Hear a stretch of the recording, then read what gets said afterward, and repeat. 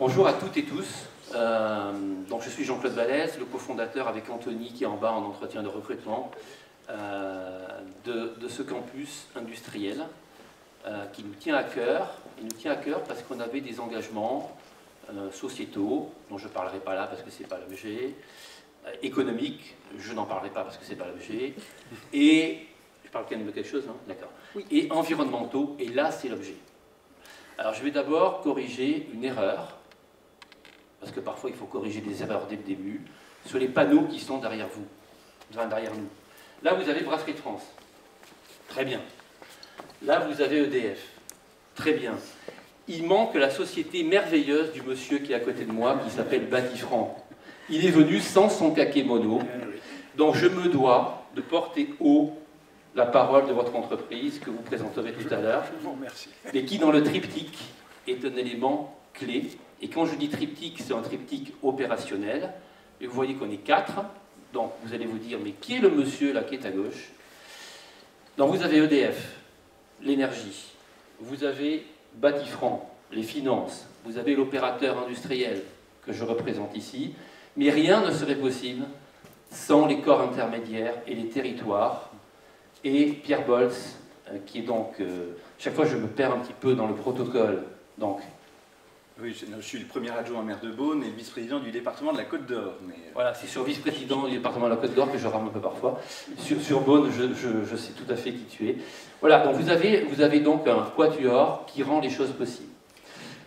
Pour rendre les choses possibles, au départ, il faut qu'il y ait une volonté. Parce que là, il y a une volonté, il y a un chemin.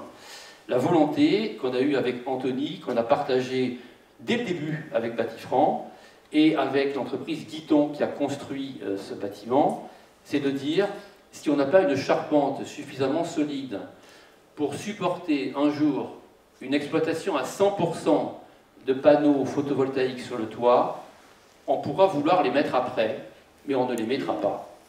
Ça veut dire que la transformation énergétique et la décarbonation, c'est comme ça qu'on dit, de l'industrie de ce pays, la clé numéro 1, c'est la volonté, qu'elle soit politique, qu'elle soit financière, qu'elle soit liée à nos opérateurs ou qu'elle soit industrielle.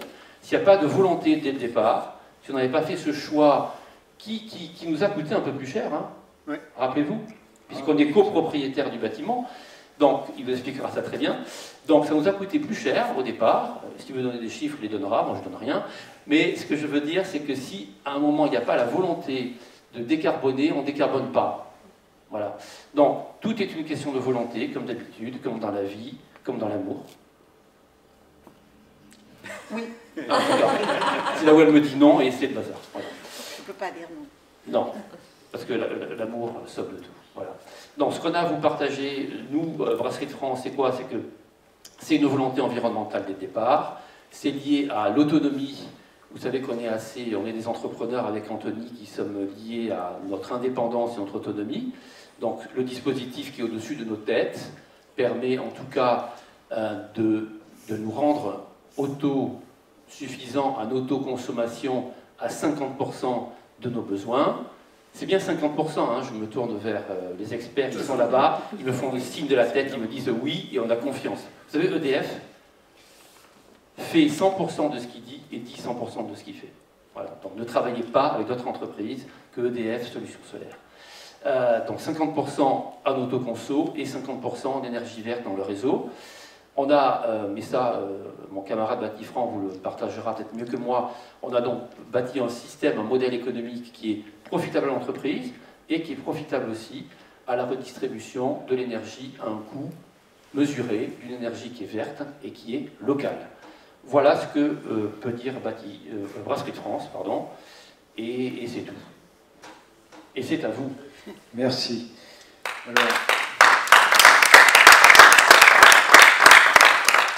Je te rends ton discours. Je vais prendre la suite des explications. Donc l'explication est assez simple.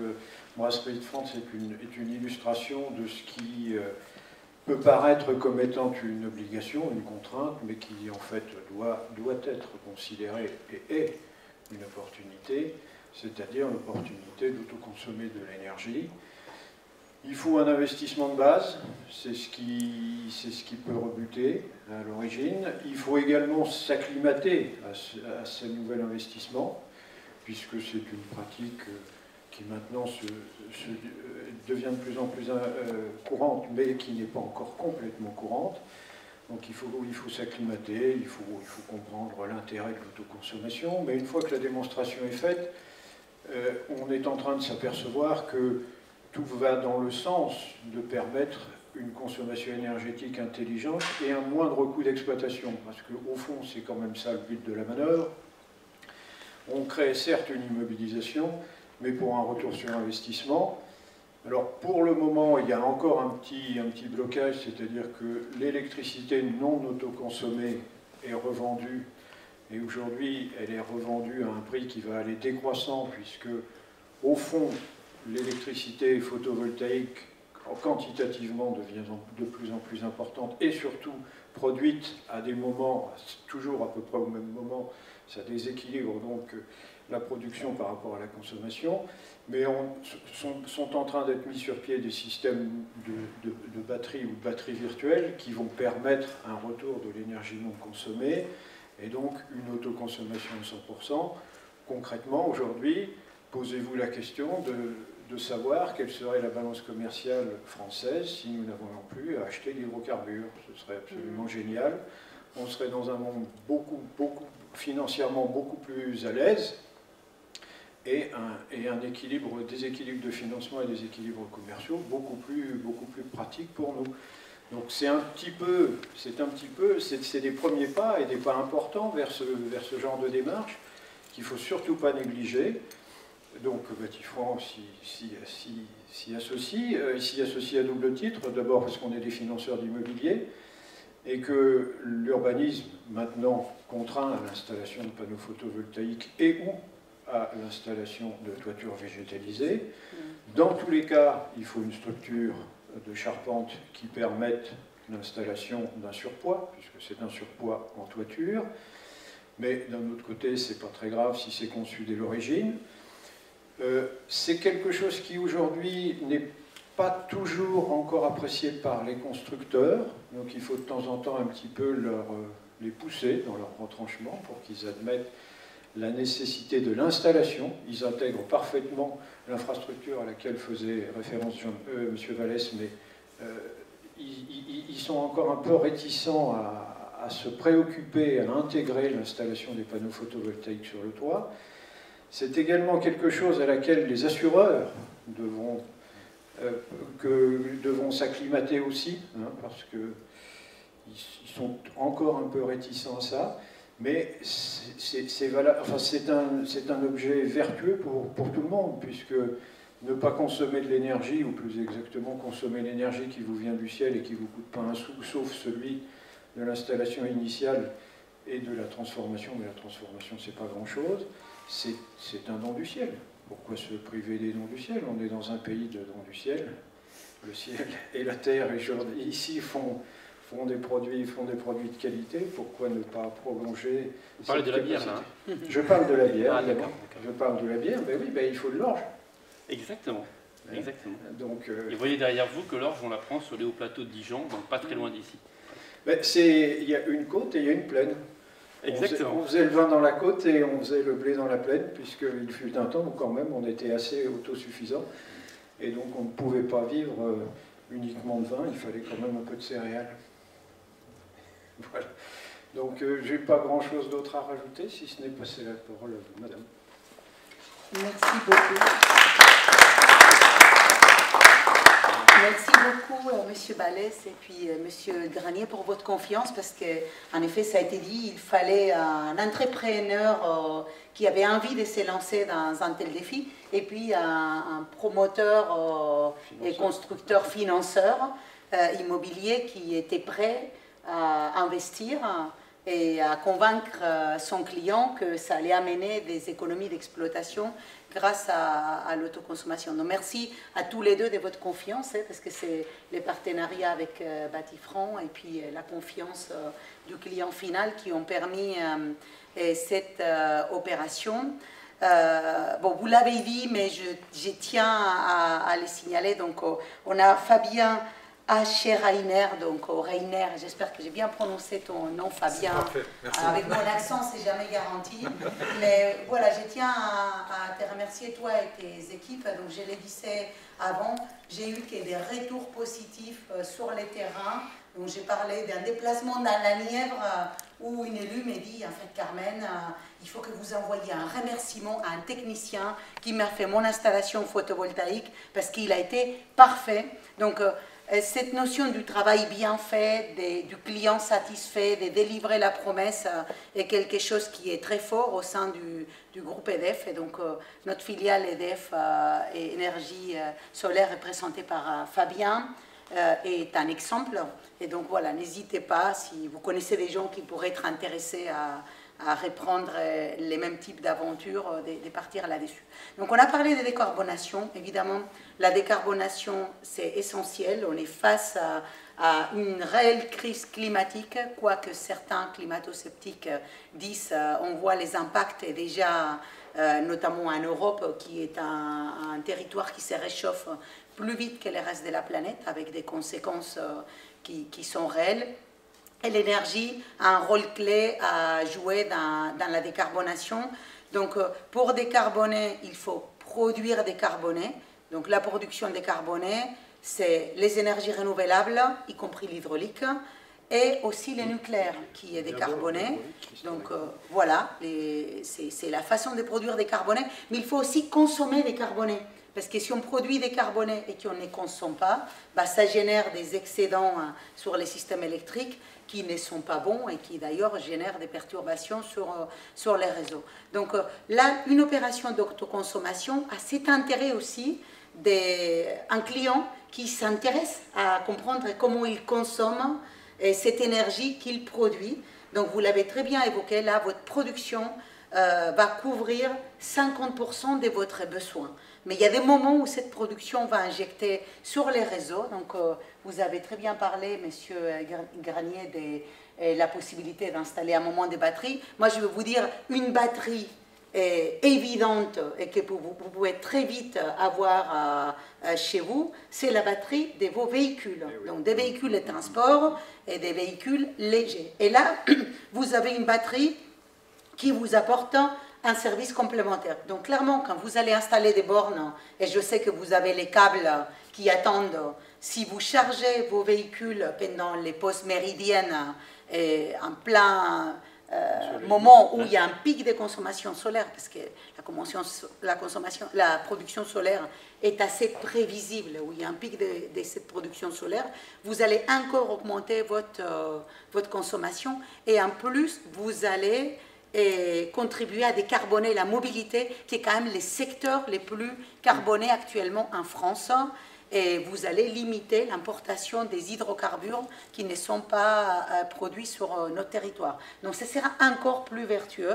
J'espère qu'on va le faire. J'espère qu'un jour, ce ne sera pas 50% des autoconsommations, mais que ce sera au-delà grâce à votre parc électrique. Alors, je dois vous dire que Cyril Guiton, qui est là, de l'entreprise Guiton, éponyme, qui a construit ce bâtiment et qui est sûrement la plus belle entreprise de construction de bâtiments industriels qu'on ait sur ce territoire, nous a forcé à faire sortir les câbles en nous disant, avec Antonio on n'était pas sûr. Vous voyez, vous avez un camarade sans le savoir qui est là, qui construit d'ailleurs des bâtiments, notamment son futur siège, très vertueux, avec des...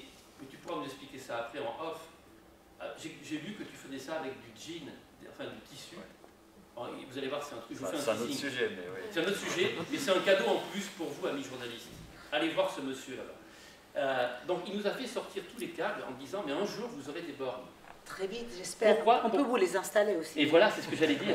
Voilà. Donc, on va, messieurs, là, il y a 3 commerciaux qui sont face à moi. Ils sont là. On se voit après et voilà, on installe ça. On va vous installer vite des bornes. Voilà, donc remerciez Cyril Guiton qui on va améliorer la consommation. Mais voilà, okay. Produire décarboné, consommer décarboné. parce que c'est très important de traiter tous les aspects de la chaîne. Donc maintenant, je vais parler un peu technique, parce que côté EDF, on attend qu'on parle technique. Donc j'ai mon anti-sèche. Donc la centrale photovoltaïque que vous avez sur votre toit, ce sont 1145 mètres carrés des panneaux, et ce sont 573 panneaux. La puissance totale installée, c'est 250 kWh crête, donc au maximum de la consommation. Et puis en plus, donc les promoteurs a fait attention au type de panneaux qui ont été choisis. Donc ce sont des panneaux sur lesquels la fin de vie est déjà prévue. Et donc ils ont un très fort taux de recyclabilité. Et donc déjà les recyclages en fin de vie, 95%, oui. Donc les recyclages en fin de vie, il est déjà prévu. Donc c'est une opération globalement vertueuse à laquelle on est ravis d'être associés. Donc merci encore. Bravo. Merci à vous. Et voilà, on est très content d'être là avec vous et que vous soyez satisfaits. Je redis mon côté commercial, au-delà de toutes les offres qui existent sur le marché, sur le métier d'EDF Énergie Solaire. Ne nous trompons pas, ne faisons pas un choix de prix, faisons un choix de compétences et de pérennité. Voilà. Donc merci à vous. Vous avez fait strictement tout ce que vous avez dit tout ce que vous avez fait. On est ravis. Voilà. Alors, rien ne serait possible sans les acteurs qui aident les entrepreneurs sur le territoire. Pierre. Merci. Alors, je vais être bref, je vous rassure. Merci, madame. Merci, monsieur, également. Et merci, Jean-Claude, de nous permettre d'être ici ce matin. Alors, moi, je suis un élu de territoire, mais je suis très fier aujourd'hui d'être ici dans une entreprise qui a témoigné d'une inventivité, d'une volonté sans faille. Vous l'avez rappelé, madame, le réchauffement climatique ne fait plus grand débat aujourd'hui. Il y a une prise de conscience. Et cette prise de conscience, elle s'accompagne par un certain nombre d'axes, une volonté d'essayer d'enrayer ce phénomène. Alors, c'est pas simple, c'est sur un temps long, mais ça nécessite une volonté importante et une volonté aussi politique. On l'a vu, il y a un certain nombre de cadres réglementaires, un cadre réglementaire qui est intervenu. Mais ce cadre réglementaire, il n'est rien sans la volonté locale, sans la volonté des chefs d'entreprise, des habitants aussi de notre territoire, parce que je ne passe pas sous silence aussi l'autoconsommation et la participation à la transition énergétique des habitants par l'habitat, mais ici ce qui nous réunit c'est l'industrie. Ça passe par la volonté de notre territoire, des acteurs de notre territoire, de mettre en place des solutions de transition énergétique. Alors ici, à Brasserie de France, c'est assez exceptionnel et je voulais le souligner. Alors vous avez des petits panneaux derrière vous. Vous en avez un ici qui affiche le 100% Côte d'Or.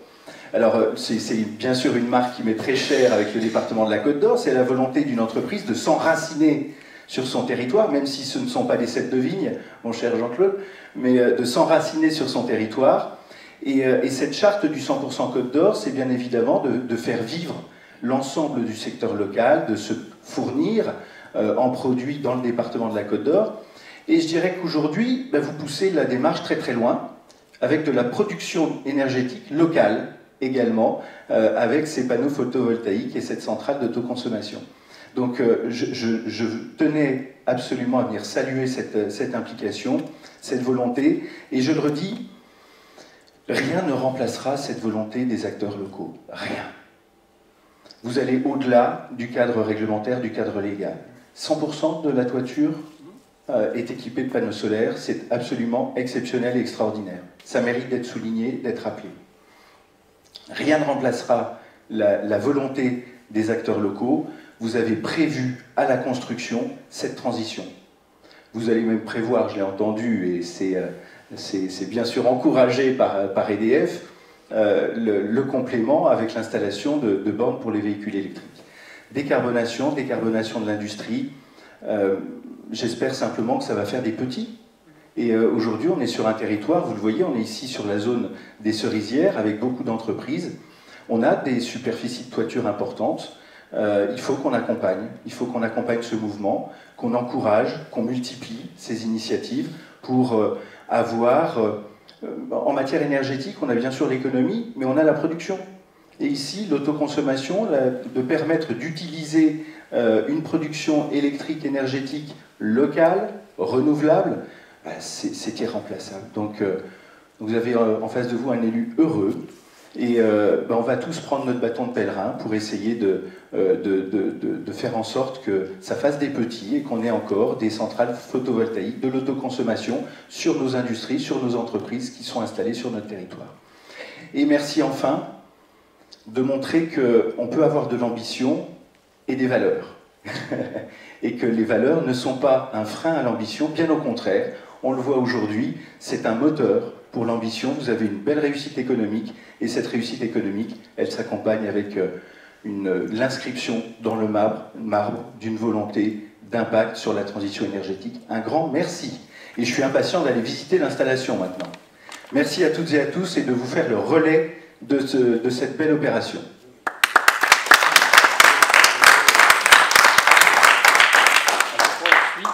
Alors pour la suite, Pierre, tu veux visiter l'installation, mais tu ne le pourras pas. Bon. Parce que nous n'avons pas les équipements, même en signant de décharge. Même en signant de décharge, pour le nombre que vous êtes, pour que vous alliez tous sur le toit. D'accord? Donc, il vous faut imaginer le nombre de panneaux que vous avez cités, madame, ils sont tous sur le toit, et ça marche très bien. En revanche, comme EDF veut faire une inauguration, que EDF est venu avec des rubans qu'on va couper au ciseau, nous allons le faire en bas dans la brasserie. D'accord? On pourra vous montrer toutes les gaines de câbles. On pourra montrer ça pour montrer que c'est pas bidon, que c'est vrai. Mais vous ne pourrez pas aller sur le toit parce qu'on tient trop à vous et on ne veut pas vous faire prendre de risques. Ok? Bon. Et ensuite, nous boirons. Alors j'ai oublié d'amener du vin, donc il n'y aura que de la bière. Et de la bière sans alcool. Et du kombucha. Voilà. Et bien sûr des gougères. Mais on pourra faire. Peut-être, Pierre, que tu pourras lancer le premier banc bourguignon à la bière. Qu'est-ce que tu... parce que là, je lui fais pas un cadeau, parce que faire ça au premier élu, c'est un peu raide. Est-ce que tu t'engages à le faire devant tout le monde? Mais je le ferai avec toi. Ah, voilà, il ne veut pas être tout seul, quand même. Ok. Donc, je crois qu'on se retrouve en bas, de ce que j'ai bien compris. Ok. Suivez-moi, on va aller au cœur de la brasserie pour couper collectivement un très beau ruban. Et peut-être simplement pour la plaisanterie, le banc bourguignon, c'est un hymne.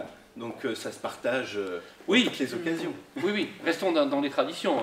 Parfait. Voilà. Après, je voulais dire que comme il fait soleil toute l'année et tous les jours à Beaune, nous ne prenons, parce que c'est ça qu'il faut dire quand même, je crois que là-dessus tu as été un peu défaillant, nous ne prenons aucun risque à mettre des panneaux photovoltaïques sur ce territoire. Et comme il n'y a jamais de grêle, ce sera jamais... Exactement, il n'y a jamais d'orage, il n'y a jamais... Beaune, c'est le soleil et le paradis sur Terre. C'est un microclimat en fait. Allez, on descend si vous me suivez. C'est pas la centrale, d'accord? Hein? Vous voyez les gros, regardez comme... moi je trouve ça un peu moche, mais bon. Vous voyez les câbles passent là-bas, derrière les fûts de Pommard. Parce qu'il y a des fûts de Pommard de la merveilleuse tonnellerie Billon, qui est la plus grande tonnellerie de ce territoire, dont le patron est là. N'est-ce pas? Derrière, vous avez tout le centre informatique et de gestion de l'énergie. Donc les câbles passent tout en haut et ils sont reliés à la centrale. Voilà. Mais un câble n'est jamais moche. Un câble n'est jamais moche. C'est très beau un câble, surtout un câble EDF. On voit un chemin de câble, voilà. Voilà. Ça permet de penser au câble, hein. C'est une évocation du câble. Donc là, on imagine qu'il y a derrière le toit et tout est recouvert de panneaux, sauf les ouvertures. Merci à vous écouter. Ah. C'est votre installation. Alors, quand même, c'est les clients qui... On va couper à plusieurs mains. Alors, il faut de l'EDF pour couper. Voilà, donc, Tenir le... on va les... Voilà. Voilà. Voilà, vous êtes prêts, messieurs? Vermont, s'il vous plaît. C'est bon. Voilà, on est bon pour la vérité. Attention, hein.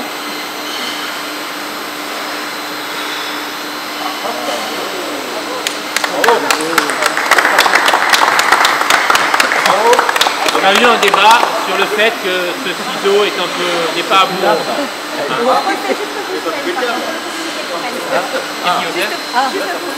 Pour les communiqués de presse. Attendez, vous avez une aiguille, un fil? Non, non, mais comme ça, comme ça. Un câble? Comme ça, vous voulez?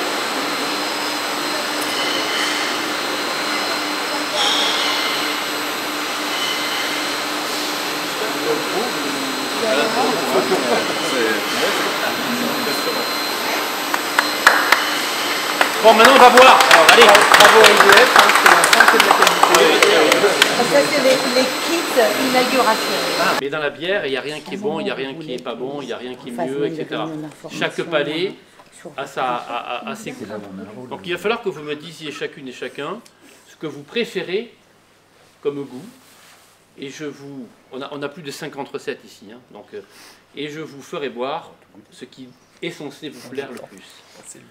Madame. Alors, moi, je dois dire que j'aime bien les goûts fruits rouges. Cerises, Fruits rouges. framboises. Allez, c'est parti. C'est parti. Réglisse. Et si vous l'avez sans alcool, Il faut trouver un truc. est-ce que Alors, vous avez fruits rouges sans Vous alcool? voyez c'est moche. Banane, moi j'aime bien banane. Le seul sans alcool que j'ai pas, c'est fruits rouges. Non mais, Je vais prendre une petite quantité parce que je conduis. D'accord. Donc, je goûte. alors ce qu'on a fait, c'est un fruit rouge. Donc c'est bien sûr du cassis Oui. Ah bah oui, quand Et même. On est voilà. en Bourgogne. Hein. et de la framboise.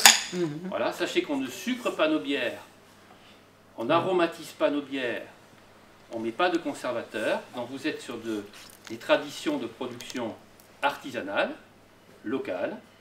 Tout est sourcé en local. Voilà madame, vous êtes là.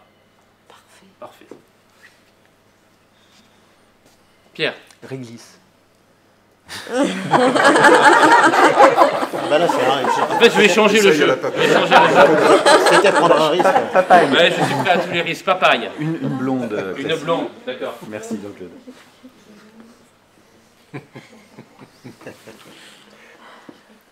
Donc sur le rouge, on prend la triple, évidemment. On connaît. Moi, je vais quand même. Je peux déjà commencer à goûter? Allez-y, Oui, bien allez-y. sûr. C'est la première. Alors pour Pierre, on va servir, mais d'autres peuvent se... De la 21. Voilà, de la 21, au miel de fleurs, de la miellerie de Dijon, donc de la société Apidis, Apidis. puisque nous restons, vous l'avez compris, extrêmement proches de, 100% Côte d'Or. du 100% Côte d'Or. D'abord parce qu'il y a un cahier des charges et c'est bien de le respecter. Et après parce que culturellement, c'est ce qu'on aime faire. Alors, c'est normal que ça mousse beaucoup, c'est lié à l'objet qui est là. C'est un D'accord. miel gorgé de soleil. Voilà Pierre, et je vais vous resservir un petit peu madame. Merci. Messieurs, Non, non, non, non. Moi, c'est bon, j'ai conduit après. ah, c'est bon? Ça va? C'est bon, c'est parfait. Oui. Ah, d'accord.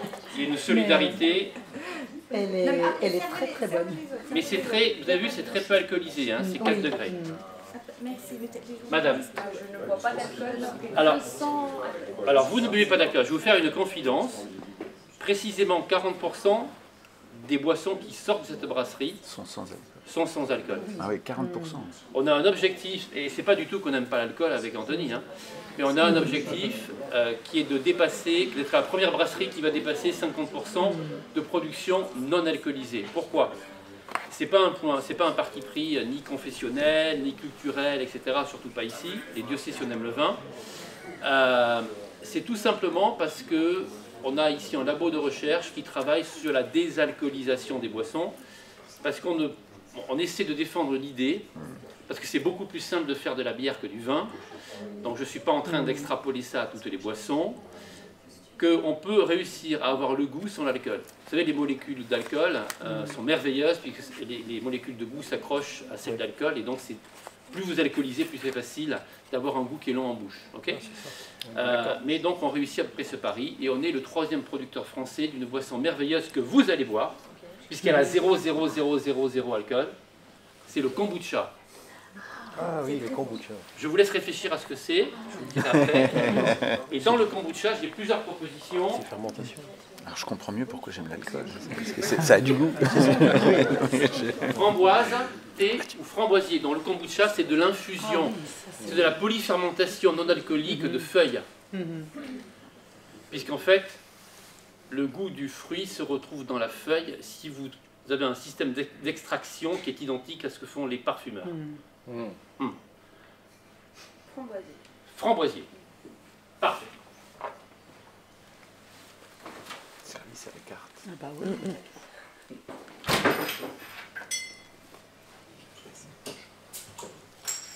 Et quand je dis zéro alcool, c'est vraiment zéro alcool. C'est-à-dire qu'il n'y a même pas de traces, il n'y a rien. Voilà. La croissance la plus forte qu'on ait en termes de boisson, c'est celle-là. Oui. sur le kombucha.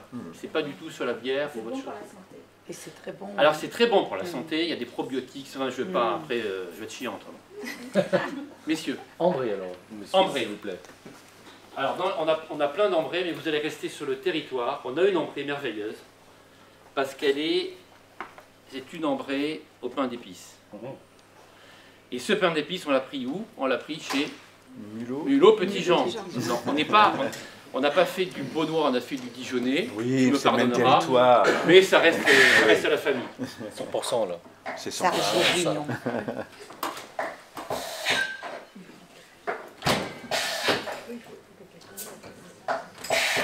Voyez le pro? Là, il se moque de moi, il est en train de dire, je vous explique. Parce que ça mousse. Si j'avais fait ce que fait Anthony, Ça nous serait moins.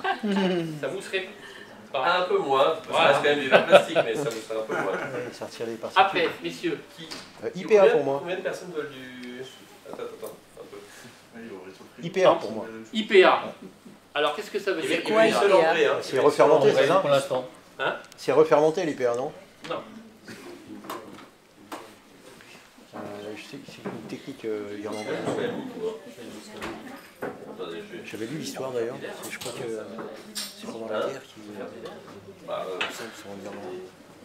Je crois que Allez, on va attaquer au vert. Donc IPA, ça veut dire India Pale Ale. Ah oui, voilà, c'est parce que c'était les bières indiennes. Alors c'est pas Indian comme les wou-wou, c'est India comme les hindous. Et c'est le transport. En fait, c'est quand les Anglais ont voulu exporter de la bière Oui. en Inde, ça prenait 3 mois. Donc ils ont sur-houblonné les bières pour des raisons de conservation. Et donc ce sont les bières les plus amères. Et je tiens à dire que l'amertume de nos IPA est une amertume bourguignonne. D'accord. Ça veut dire faible. Alors, On n'aime pas l'amertume en Bourgogne. Bourgogne. Qu'est-ce qui te ferait plaisir? Très bien, j'ai goûté justement la sans alcool avec Bien sûr. Vous aussi, merci beaucoup. Si vous connaissez. Est-ce que quelqu'un d'autre veut goûter l'ambré et le pain Très d'épices? fort, hein, parce que là, c'est de l'autoconsommation collective. Non. Au niveau d'un quartier. Ah, le bière sans Installés, épices. Oui. qui sont Allez, oui. solarifiés, Qu'est-ce que vous avez solarifiés. IPA. Et ils sont en bière. train de partager les contrats. Et donc là, c'est Orbitis et Dijon Habitat qui ont joué les jeux. Et pour moi, voilà, ils ont vraiment poussé très très loin la dynamique. Il y a d'autres Et candidats sinon, sur ailleurs, l'IPA ou c'est- sur l'ambré? Denis? IPA. Jean-Luc? Ambré. Voilà, IPA.